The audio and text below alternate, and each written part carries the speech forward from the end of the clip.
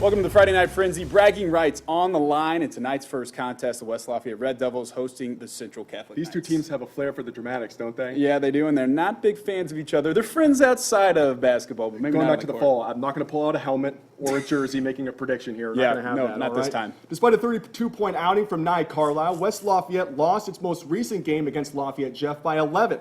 The Knights, on the other hand, are coming off a 5-point win over Crawfordsville. Now, senior night for Mr. Carlisle and the Red Devils. West Side opening up a 12-point lead in the first half, but led by just 4 at the break. Another senior, Jackson Antler, pulling Central Catholic within 2. How about the English on the bucket? Hammered on the play, but he gets back up. He's a tough guy. What do I know about that, Andy? I'm wearing makeup, man. West Side lead is cut to 2. Carlisle answering back, crossover dribble, pull-up jumper, nothing but net. 26 points for Carlisle, the RDP bench mob. Loving it. Middle of the third quarter, West Side going on a run. Carlisle to Paul Siciliano for the corner triple, lead up to 9. Very next possession, Carlisle dishing the same spot, this time Luke Tulukian. Another 3, West Side up 40-28, and that leads to a CC timeout, and the Knights answering back, putting the pressure on in the fourth, but it's leaking out. Charlie Nyes finishes through the contact. He gets the foul. He's pumped. Red Devils up 9 inside 2 minutes to go. But the Knights never quit. Anthrop drives baseline, feeds Avery Dinhart off the glass for the bucket. Red Devil lead cut to 2. The Knights immediately foul Carlisle, who hits 1 of 2, so CC down 3 with 20 seconds to go. Ben Tharp, 3-ball, front rims it. Red Devils go on to hit their free throws from there, and that would do it. West Lafayette, a big-time win over rival Central Catholic, 61-56. Twin Lakes hosting Delphi, the Indians with the delay. On the dab, the home squad moving the ball around the arc. Dane Holmes decides to give it a try, one of his early 2-3 balls early in the game. Holmes now looking to give it up. The cross-court pass lands in Bailey Rothrock's hands, and he buries the triple from the corner. Twin Lakes off to a solid start. Delphi's Blaine Walters drives by Holmes. The Oracle senior muscles up the shot in between a trio of Indians. He draws the contact for the hoop and the harm. Twin Lakes in transition. Bryce Bennington lays it off to Blake Bennington. Blake fires a pass to Holmes, who snags it with one hand and lays it off the glass. Indians up 11 after the first quarter. Action picking up pace in the second. Rothrock finds a wide open Holmes. The Great Dane splashes another triple. The Indians go on to win 72-34. Big man can shoot the rock. Benton Central taking on Tri-County. Tyler Shear drawing up the play for the Cavs. First minute of the first half, look at the ball movement from Tri-County. Austin Snyder to Riley Ewan he swings it over to Benny Patterson. Bullseye. Tri-County up 19 at the half. BC's Blake Moore blows by his guy. Gets lane, hits the finger roll, and don't let the hair fool you. The mop-top sophomore gets the foul as well. Patterson to Blake Justice, who serves up a devastating head fake. That frees up Patterson, who knocks down the Rainmaker. Moments later, Joey Whaling drives hard to the hole. Patterson tries to take the charge. Instead, Whaling gets the hoop and the foul. Patterson in disbelief. Cavs practically playing keep away in the fourth. Schneider to Ewan, who nails the 3-ball from the corner. Tri-County prevails 74-50. That will do it for the first part of the Frenzy. Coming up after the break, we're making stops at North Montgomery, North White, West Central, Seeger, and Fountain Central. The Friday Night Frenzy continues right after the break. Stay with us.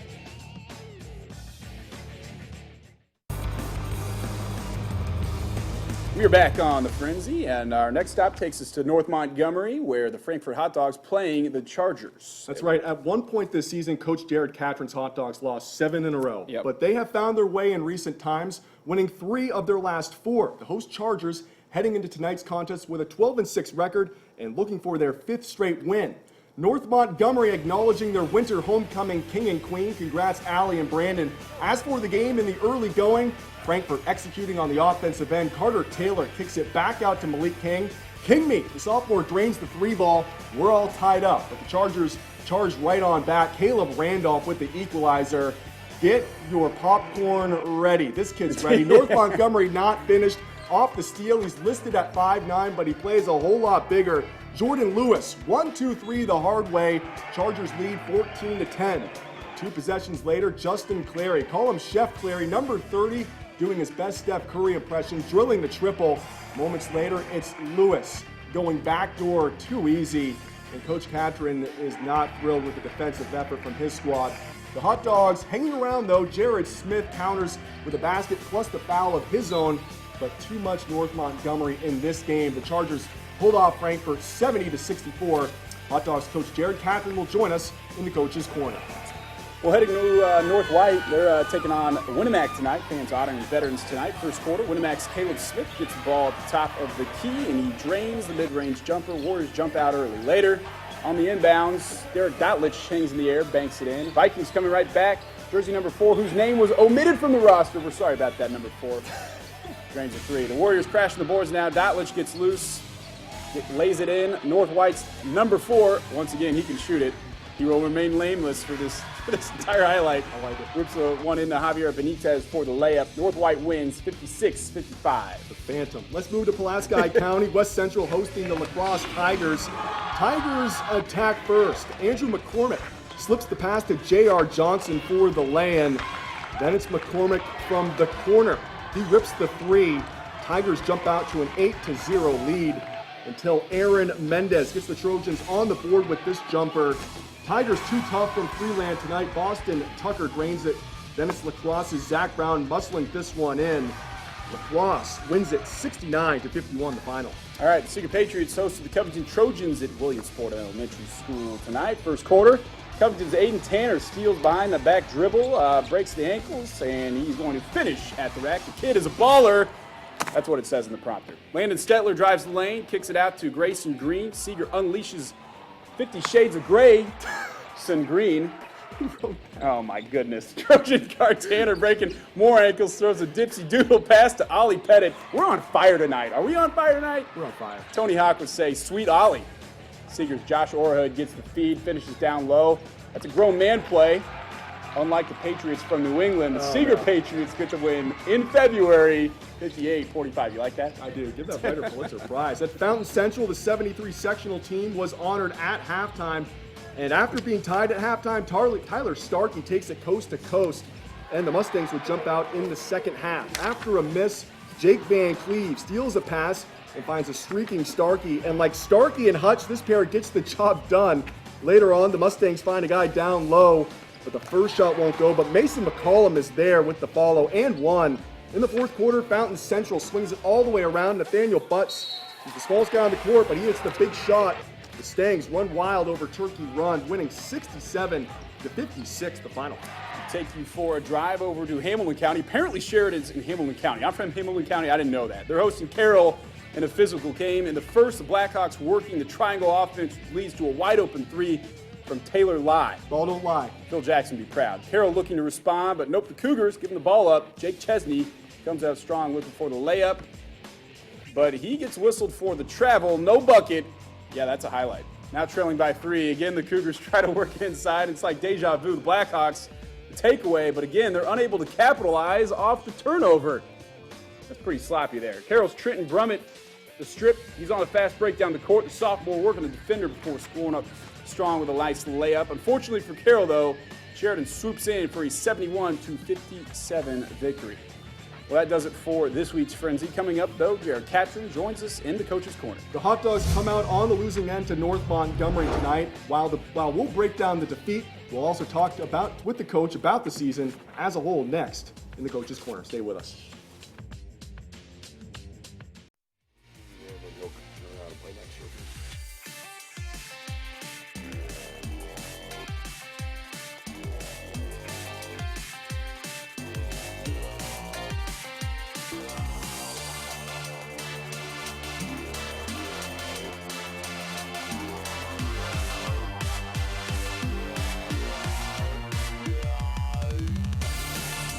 Welcome back to the Frenzy. Joining us tonight, Frankfurt head coach Jared Catron. Well, literally just seconds ago, you made kind of a joke a little bit about having a losing coach on the Frenzy, which we appreciate. Not many coaches will do that, so that's cool of you to do. Absolutely.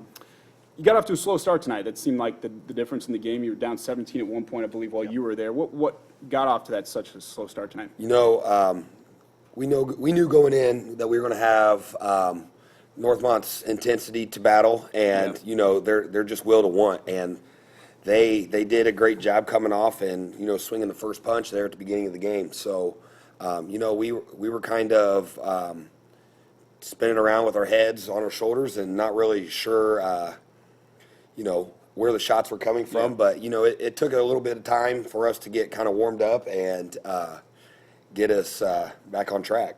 You were trailing 64-46 in the third quarter. Just what did you say to your guys? Because at one point in the fourth, you were trailing by just a couple of buckets. What was the difference? We went into halftime just, not necessarily we had to come out and make the difference up all at once. We even, we just talked about cutting the score in half, the lead in half, come the fourth quarter. And I think we shaved about 4 points off going into the fourth quarter, only down, did you say 8? So, that was our goal of ours, and we reached it. And, we were able to, make it interesting at the end. But unfortunately, we came up with some big turnovers in some situations, a couple finishes. And Northmont came in with a couple hustle plays and finished. So We're looking at the highlights here, and a couple of those highlights by North Montgomery are obviously really tough buckets. You said you kind of run around with your heads spinning around offensively. What about on the defensive end? I have to give my hats off to Randolph there. He came in and hit some big threes in the first half that, set the tone for him offensively and got their rhythm going. And, we were standing there and really didn't have an answer for it defensively until, we had to change it up just a little bit as far as, do a little bit more face guarding with Randolph and, do a little bit more help side on the screens and getting through screens and things like that. And it was just a matter of what. And, there later on in the second half, we did better and brought the intensity. Coach, real quick, just how's the morale with this team? As far as our team? Yes. You know what? These guys, the guys want to win. And I think, when they put their mind to it, they can do a lot of things. As you can tell, this season we've played some very tough teams. We had we were able to go to West Lafayette and beat a great team there, in which we just saw tonight that they can compete with anybody as well. And we've competed with Lafayette Central Catholic, and so I think when these guys want to do it, they can do it. And it's right now we're just trying to get back on track, trying to get our heads straight, and we got to start focusing on Northwestern tomorrow morning, first thing. So tonight was a tough loss against a good conference team, but we've got to take tonight to think about it, but start over in the morning. You guys have played as tough a schedule as it gets, so I'm sure that you will have some more wins coming down the line as you continue the season. Best of luck tomorrow against Northwestern. I appreciate it. Thank you guys for having us. Make sure to check out our website, WLFI.com, and click on the sports tab for all highlights from tonight's games. Have a great night. We'll see you next week.